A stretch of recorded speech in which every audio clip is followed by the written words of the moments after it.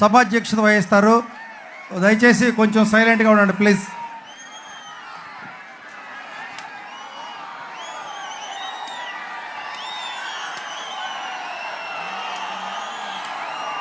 ఆ రోజు యువగళం, ఈరోజు ప్రజాగళం. ప్రజాగళానికి వచ్చిన మన అధినేత నారా చంద్రబాబు నాయుడు గారికి పెదకూరపాడు నియోజకవర్గ ప్రజానికం తరపు నుండి స్వాగతం, సుస్వాగతం.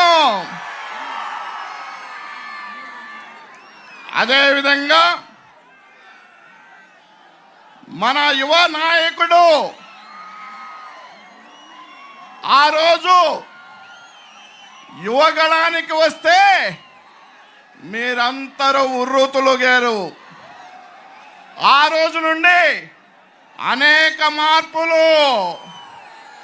ఆ మార్పుల్లో భాగంగా మన పార్లమెంటుకి యువ నాయకుడు, పార్లమెంటు మరి అభ్యర్థి మన శ్రీకృష్ణదేవరాయలు.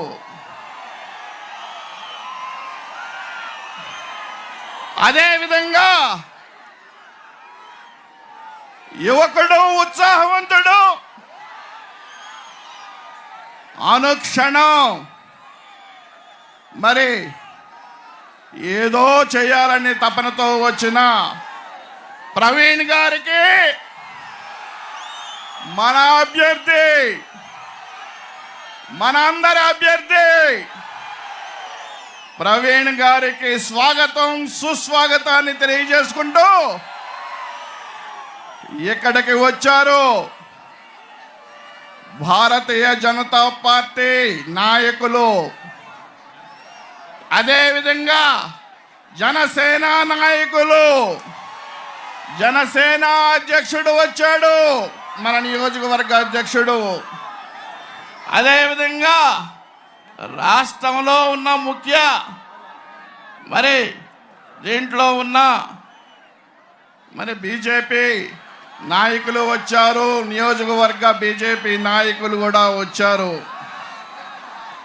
అందరికంటే మన పార్లమెంటు అమ్మ తల్లి తల్లి తల్లి తల్లి తల్లి తల్లి తల్లి తల్లి తల్లి తల్లి తల్లి అరే నాన్న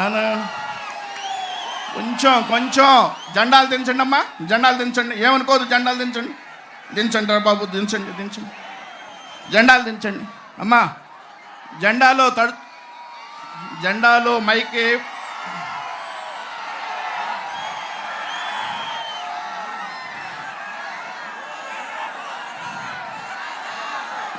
అదే స్పందన. ఈరోజు మన నాయకుడు, మన అభిమాన నాయకుడు ఎండనక మీరు చూశారు. ఈరోజు కుర్రాళ్ళకు కూడా షేక్ అయ్యారు.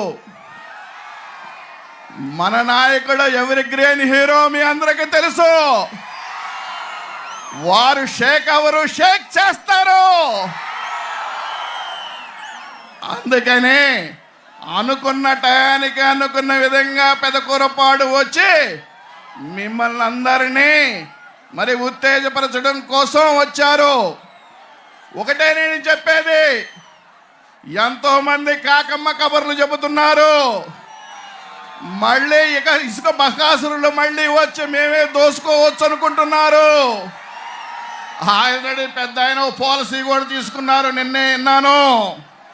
మీరు ఒకటే ఆలోచించండి, ఎవరినైనా పరిగెత్తిన వాళ్ళని, ఇప్పుడు వరకు అడ్డదారుల్లో పోయిన వాళ్ళని తోకలు కట్ చేయడానికి సిద్ధంగా ఉన్నారు. మనల్ని రక్షించడానికి సిద్ధంగా ఉన్నారు. మన అమరావతిని రక్షించడానికి సిద్ధంగా ఉన్నారు. ఒకటే నేను చెప్పేది, పెద్దలు ఉన్నప్పుడు ఎక్కువ మాట్లాడకూడదు. అయినా నేను ఒక మాట చెబుతున్నాను.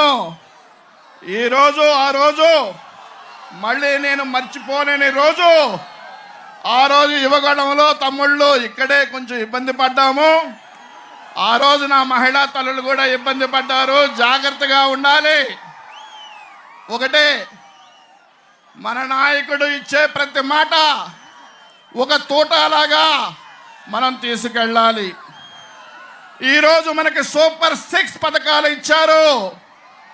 నేను ఒకటే అడుగుతున్నా, ఇక్కడకు వచ్చిన వాళ్ళందరూ ఒక్కొక్కళ్ళు ఒక 6 కొడితే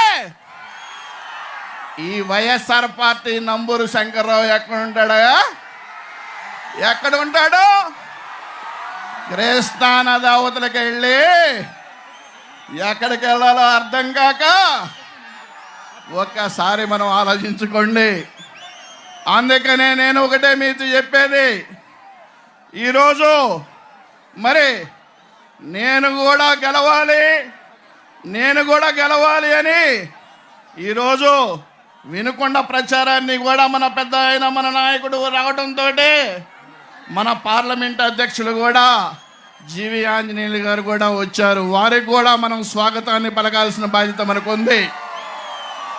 ఏది ఏమైనా ఒకటే, మీరు కలలుగంటున్నారు ఏదో మేము కూడా మళ్ళీ వచ్చి మిమ్మల్ని పొడుస్తామని. అవన్నీ కళ్ళగానే మారిపోతాయి తమ్ముళ్ళు. ఈరోజు యువకులు ఉన్నారు పెదకూరపాడు నియోజకవర్గంలో, నా ముస్లిం మైనారిటీ సోదరులు ఉన్నారు, నా ఎస్సీ సోదరులు ఉన్నారు, అన్నిటికంటే నా బీసీ సోదరులు పొదునెక్కిన బాణాలతోటి ఎదుటి వారిని ఎప్పుడు ఎదుర్కోవాలని ఆలోచిస్తున్నారు. జనసైనికులైతే చెప్పే పరిస్థితి ఏం లేదు, దూకుడు మీద ఉన్నారు, దూకుతున్నారు. రేపు భాష్యం ప్రవీణ్కి అత్యధిక మెజారిటీ చేయడంలో కీలక పాత్ర వహించడానికి సిద్ధంగా ఉన్నారు అని నేను తెలియజేసుకుంటూ, ఇప్పుడే తమ్ముడు మరి యువకుడు మన అందరి పెదకూరపాడు నాయకుడు భాష్యం ప్రవీణ్ గారిని మాట్లాడవలసిందిగా కోరుచున్నాను.